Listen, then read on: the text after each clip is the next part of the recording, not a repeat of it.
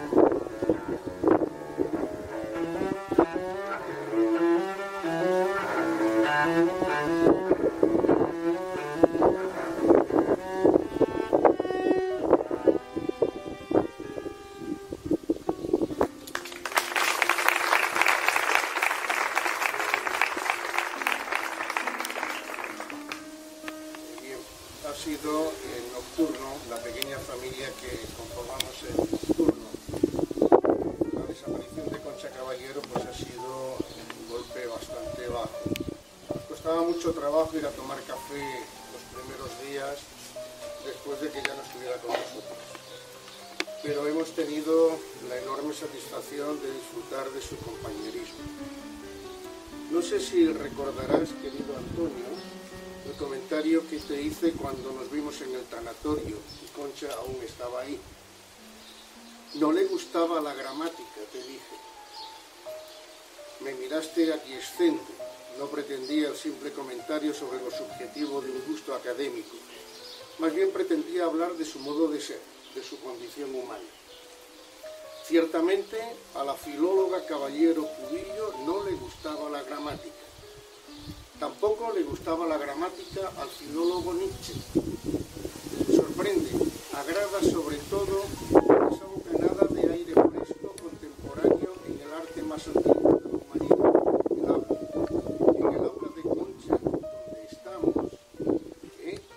Se habla del habla, no hacen falta aquí ventanas para que entre el aire y se ventile.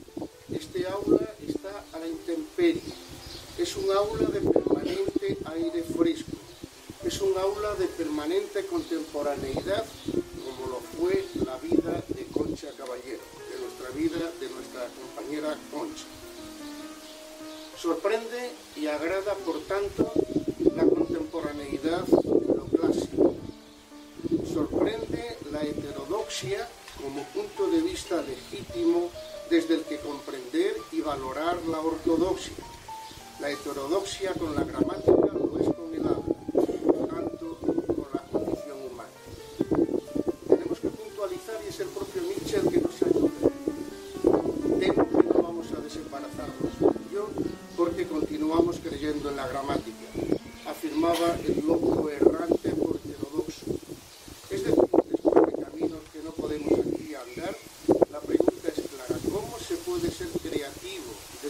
pura gramática, vale decir desde la aburrida ortodoxia, desde el simple seguimiento.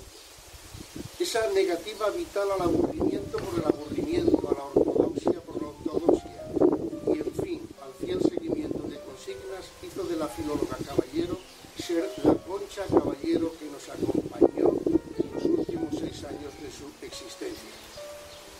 Seguramente la biología, ese capricho efímero de la química, haya podido consigo misma, con la propia biología, pero de ninguna manera ha acabado con la vida, pues esta no es mero orden biológico. Lejos de ello, la vida exige la heterodoxia de la creación, del instante poético que surge, como diría Zambrano, de los adentros del alma. De eso sabía Concha Caballero, de eso hablaba Concha Caballero en el aula de literatura universal. En el poetizar el hombre se humaniza, se hace heterodoxo. Lo dice Hölderlin, no lo digo yo. Lleno de méritos vive el hombre, pero poética es su existencia. Concha Caballero entendió la existencia desde la heterodoxia y por ello amaba la literatura universal, auténtico templo de heterodoxos, y su cristalización última, la poesía.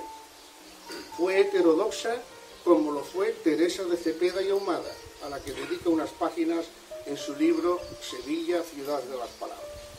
Obviamente Concha no era monja de clausura.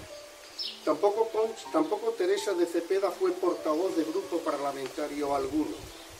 Hasta ahí lo obvio.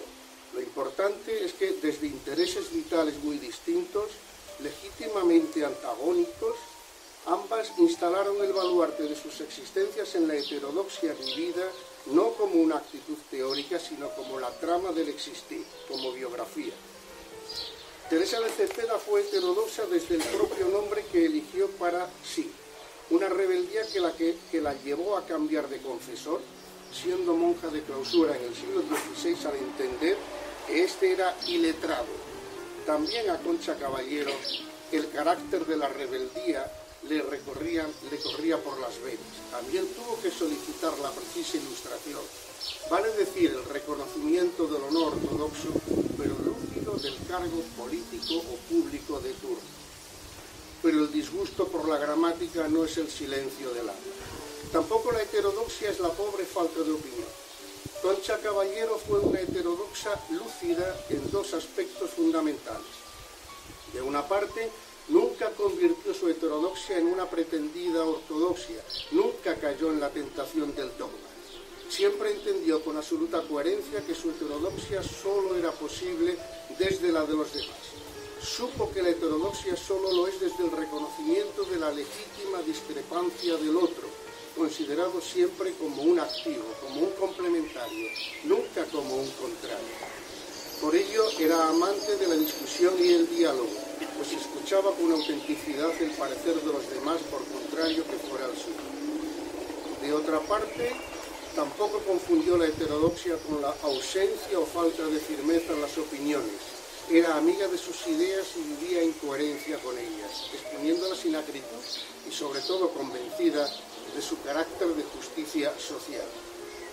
Precisamente por ello no tenía miedo de escuchar las ideas de los demás.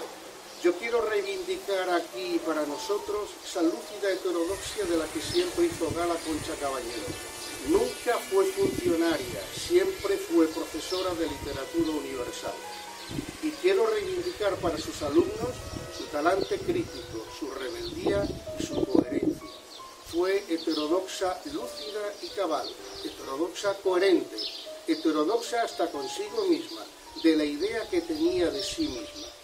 Seguramente por eso, siendo feminista infatigable, fue femenina también como Teresa de Cepeda y Ahumada, que protestó ante Fray Juan de la Miseria cuando la pintó con aquella famosa expresión: que Dios te perdone, Fray Juan, qué fea y legañosa me has pintado.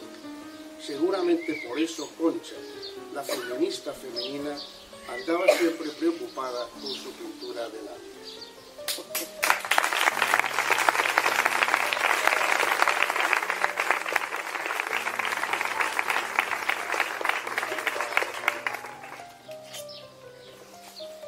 Sevilla no es solo un lugar, es también un sueño, una metáfora llena de historia y de sentido literario. Descubriremos la fuerza literaria de esta ciudad, cuya construcción simbólica se inicia con Julio César, para entenderse con el exilio de los poetas andalusíes, los tiempos revueltos del siglo de oro, las pensadumbres ilustradas, las aventuras románticas, el descubrimiento realista y el cosmopolitismo de los inicios del siglo XX.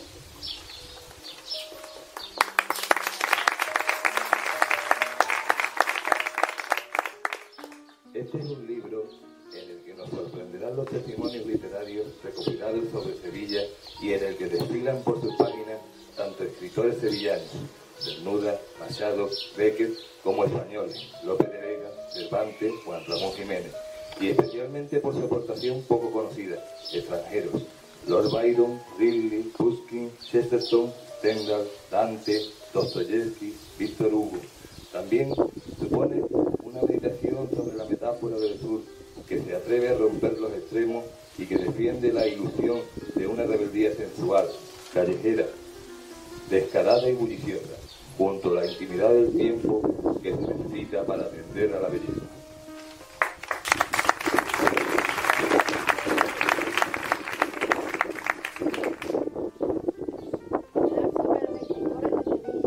Hablar sobre la ciudad, indagar la elaboración de su sentido cultural, ese patrimonio de recuerdos que nos acompaña cuando caminamos por sus calles.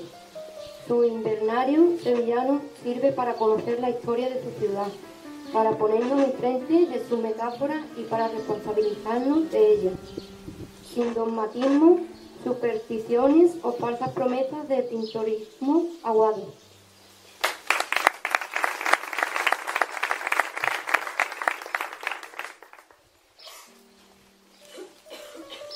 Los sueños se quedan atrás, como el barco que navega y se adentra en alta mar. Como política fuiste grande, como persona mucho más. ¿Cuántas veces luchaste? Y ahora la vida se te fue. Se te fue haciendo caminos, caminos que no se pueden olvidar. Solo nos quedan tus libros, libros, para poder recordar, leyendo en ellos tus palabras, que nos quedarán para la eternidad.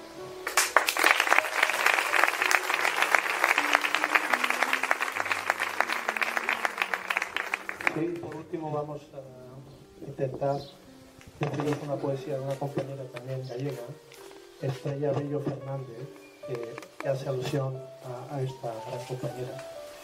El título de la poesía es Nacía la palabra.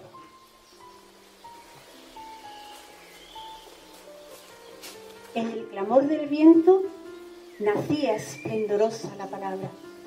Fonemas de cristal, claroscuro habitáculo, fluctuante frontera donde guarda el silencio sus oscuros miasmas.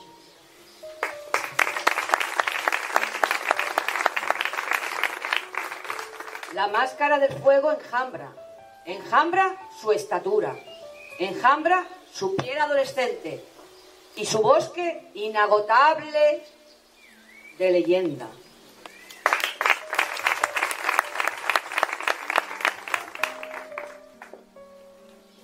Palabra, naciste del vientre de una estrella, llegaste sumisa, en cascada de miel hasta mi boca, emanaste en mis labios como un dulce oleaje de espuma irrepetible y subiste airosa en verdes espejismos de cobalto, el áureo pentagrama donde juntan mis sueños, la música del viento.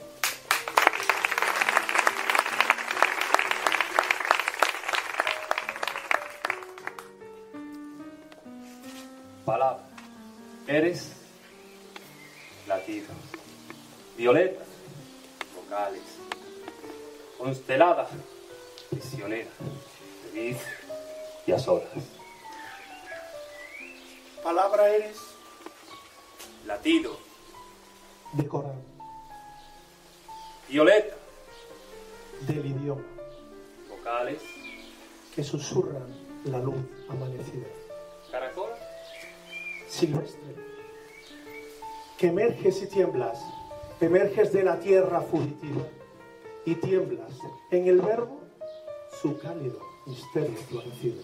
Prisionera, Prisionera, en el aura de mi aliento, constelada, constelada en tu orilla transparente, feliz, feliz, feliz en tu acuarela de místico letargo, y a solas, con mi estirpe,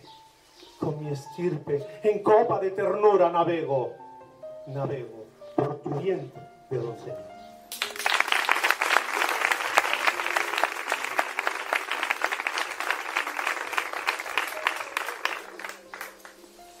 En esas charlas de café a las que Manuel anteriormente hacía referencia, el tema de viajes y de gastronomía era muy recurrente. Y uno de los lugares preferidos de Concha era París. Cuando yo le dije que nunca había estado allí, me dijo, qué suerte, porque aquí es un lugar maravilloso por descubrir. Al poco tiempo surgió el viaje y entonces ella me hizo de cicerona, indicándome, haciéndome un planning de los lugares que debería visitar, y sin duda alguna esas indicaciones nos sirvieron a mi pareja y a mí para pasar unos días inolvidables allí. La recomendación que me hizo Concha como lectura preparatoria para ese viaje es París era una fiesta, de Hemingway, y hoy quiero traer un pasaje de ese libro para que junto con Concha paseemos por la ciudad de París. Se podían seguir varios caminos para bajar hasta el río desde el alto de la Rue Cardinal-Lemoine. El más corto consistía en seguir calle abajo, pero era una pendiente empinada y después de dar en el llano y atravesar el tráfico denso al comienzo del Boulevard Saint-Germain, uno desembarcaba en un tramo aburrido, asomando al río por un muelle sórdido y ventoso que tenía a la derecha al Alban.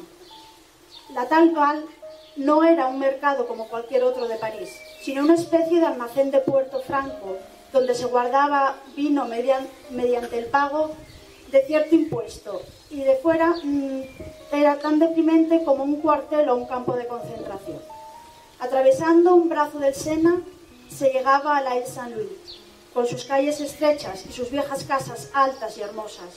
Pero en vez de cruzar el río, uno podía doblar a la izquierda y caminar a lo largo de los muelles, viendo al otro lado toda la longitud de la Ile Saint-Louis y luego de la Cité con Notre-Dame. En los puestos de libros que hay en el pretil de los muelles, uno encontraba a veces libros americanos recién publicados y los vendían muy baratos. Entonces, el restaurante La Tour d'Orient tenía encima unas cuantas habitaciones y las alquilaban ofreciendo un descuento al restaurante. Y si los inquilinos al marcharse dejaban algún libro en la habitación, el bar de chambre los vendía a un puesto cercano y la dueña del puesto los daba por muy poco dinero. No tenía ninguna confianza en los libros escritos en inglés, apenas pagaba nada por ellos y los revendía por un beneficio mínimo, pero rápido. Yo paseaba por los muelles al terminar mi trabajo o cuando intentaba reflexionar y organizarme las ideas. Me resultaba más fácil reflexionar mientras andaba y hacía algo y mientras miraba a la gente hacer algún trabajo que supieran hacer bien. En el extremo de la Ile de Cité, debajo del Pont de Neuf, donde está la estatua de Ripac, la isla termina en punta afilada como una proa de barco. Había un jardincillo al borde del agua con unos hermosos castaños, robustos y de copa ancha, y con las corrientes y remolinos que el Sena forma al fluir, se encuentran excelentes puntos de pesca. Uno baja al jardín por una escalera y puede observar a los pescadores que están allí mismo o debajo del gran puente. Los puntos buenos para la pesca cambian según el nivel del río. Siempre pescaban algo y a veces hacían muy buena pesca de gobios, un pescado que es una delicia en fritura, y yo era capaz de comerme sartenes enteras. Eran pescados gordos y de pulpa suave, de sabor incluso mejor que la sardina fresca, y nos los comíamos con espina y todo. Uno de los mejores lugares para comerlos era un restaurante al aire libre, río arriba, en Val de Meudon, a donde íbamos cuando teníamos dinero para hacer una excursión lejos de nuestro barrio. Se llamaba La Pêche Miraculeuse y tenían un espléndido vino blanco por el estilo de Micaté. Era un lugar salido de un cuento de Maupassant, con un panorama de río de cuadros de Sisley. Pero no había necesidad de llegar tan lejos para comer el bullón. Se comían muy buenas figuras en la isla de Saint-Louis.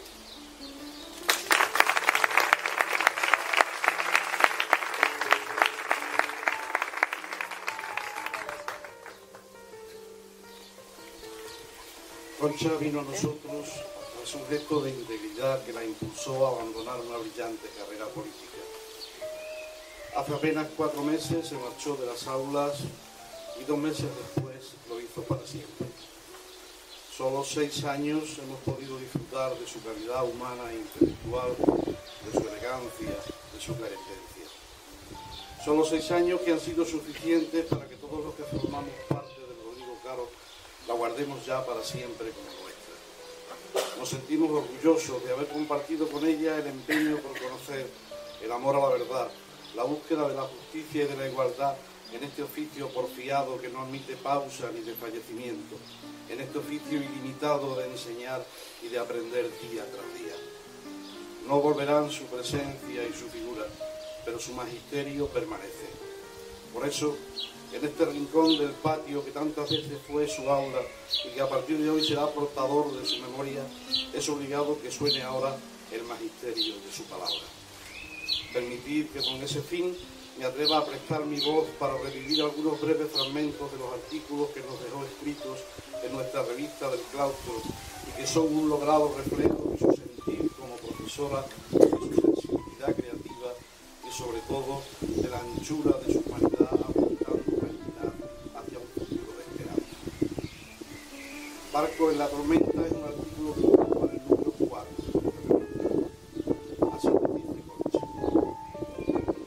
Los alumnos de la mañana son como un mar embravecido, cuyas olas inundan pasillos y escaleras, y su sonido es un bramido intermitente que te acompaña hasta el comienzo de la clase. Pisan fuerte en territorio propio, ocupan todo el espacio disponible, se llaman a voces desde lejos y componen verdaderas barricadas con las mochilas cargadas de libros que transportan como soldados enviados a una alegre guerra. En contraposición, los alumnos de la tarde hablan en voz baja, deambulan solitarios entre clase y clase. Son jóvenes todavía, pero hay en casi todos un aire de seriedad que les atraviesa. En 4 o 5 años estos jóvenes han vivido el éxito, la capacidad de consumo, la confianza en su destino para pasar de forma brusca al desconcierto, el descenso laboral o el paro. No cuentan nada de su experiencia vital. Es posible que se sientan derrotados, o al menos eso parecen decir con la mirada. Pero creo que hace falta mucho valor, mucha determinación para volver donde empezaron, retomar los libros cuando se ha perdido la vieja costumbre de estudiar y aceptar con modestia la incomodidad de este nuevo aprendizaje con sus jerarquías de tiempos, de liturgias y de exámenes. Tienen en su mayoría 20 y tantos años y un cierto aire de derrota, pero suponen una pequeña esperanza de futuro. Los veo redactar seriamente las preguntas del examen. Es de noche y la lluvia azota los cristales del aula. Por un momento me ha parecido estar en un barco que atraviesa heroicamente una tormenta. No está solo, es el título de su artículo aparecido en el número 6 de nuestra revista. Así nos dice Concha. Cuando acaba la ceremonia religiosa y comienza el desfile interminable del pésame, los estudiantes se apresuran a formar un grupo compacto y avanzan decididos hacia su compañero.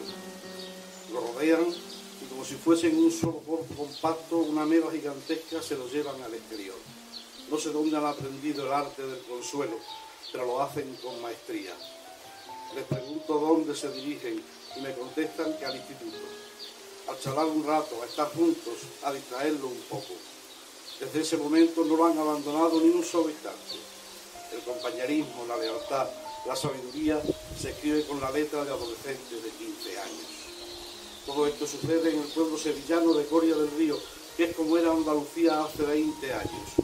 Un lugar donde la vida en común tiene aún sentido, donde los problemas y las alegrías ajenas forman parte de tu vida. Ahora que ha fracasado el modelo de la codicia, que no sabemos a qué clavo agarrarnos, qué salvavidas abordar, quizá nuestra vieja cultura contenga algunas respuestas. Si nos desembarazamos de nuestras viejas enfermedades, el el conformismo y el fatalismo, nos queda un caudal de cooperación, de autoorganización social, de trabajo en red y de creatividad para diseñar tiempos realmente mejores. Estoy convencido de que estas palabras son una prueba, una de tantas, de que Concha sigue ejerciendo de maestra de nosotros. Para terminar, y en representación de nuestra comunidad escolar, quiero agradecer a todos los presentes su participación en este acto. Y de manera muy especial a su compañero Antonio, que ha querido con nosotros tener el gesto de acompañarnos y cuyas palabras cerrarán este pequeño homenaje.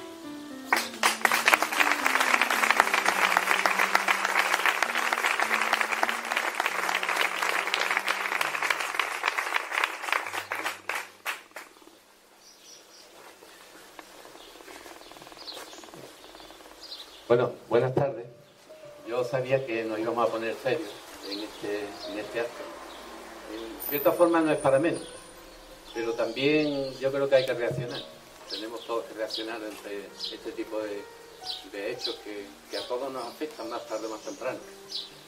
Yo recuerdo que cuando yo conocí a Concha, al poco tuvimos una discusión buena, una discusión considerable, porque Concha es verdad que de su heterodoxia no quería hacer ninguna ortodoxia, pero cuando discutía, y que no se ocultaba. Y conmigo lo hacía de vez en cuando. Y recuerdo que me dijo, en medio de la discusión me dijo, ¿tú sabes la diferencia entre un esquizofrénico y un neurótico? Seguramente a vosotros lo habrá dicho alguna vez. Y le dije, no, un esquizofrénico piensa que 2 y 2 son 5, y un neurótico sabe que 2 y 2 son 4, pero le da mucho coraje. Y eso es lo que te está pasando a ti, me decía, en la discusión. Anécdotas de esas se podían contar mucho.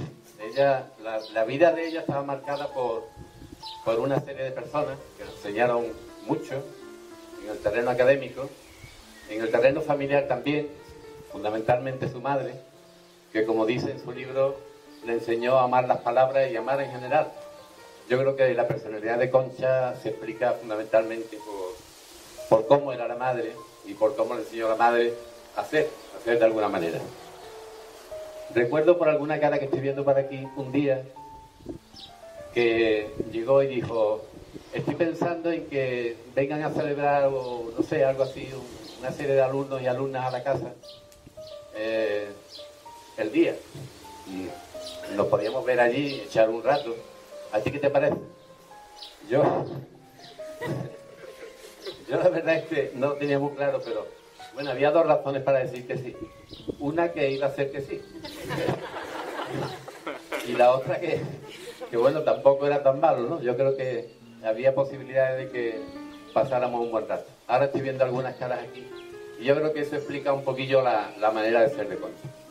Concha era, si me permitís que yo lo siga diciendo, porque de alguna manera hablar de Concha es hablar de la enseñanza, no solo de ella. A mí me daría mucho pudor hablar solo de ella si fuera hablar solo de una persona. Creo que es una persona que fue muy intensa en todos los ámbitos de la vida. Cuando fue parlamentaria, fue muy parlamentaria. No voy a decir yo, no me toca si fue buena, mala o regular, pero fue muy parlamentaria. Cuando fue en otros cargos, estamentos de la política, lo fue a tope también. Lo fue en la vida privada, en la vida sentimental, y lo fue yo creo que también como profesora, o al menos eso dicen quienes la conocieron y quienes la vieron. Entonces, yo lo que hago es unirme a este homenaje que lo hacéis vosotras y vosotros. Creo que merecido, pero mi opinión aquí cuenta poco, es un poco parcial, lo reconozco. Y me gustaría leeros un poemita muy corto de un amigo. Si me permitís, lo voy a leer. Nadie dijo a las aves que se podía volar, que en sus alas vivía la mirada del pájaro. Pero está todo escrito en las leyes del mundo. El previsible azar de la caída, el planeo irresistible sobre seres y cosas, la tierna mansedumbre de posarse en un nido o la fiel libertad contra toda frontera. Nadie explicó a las aves que se podía volar, pero las aves vuelan y en su trayecto cuentan a todos los que rinden sus pasos a la tierra la belleza del mundo. toda la luz que puede desprender una lágrima. Muchas gracias.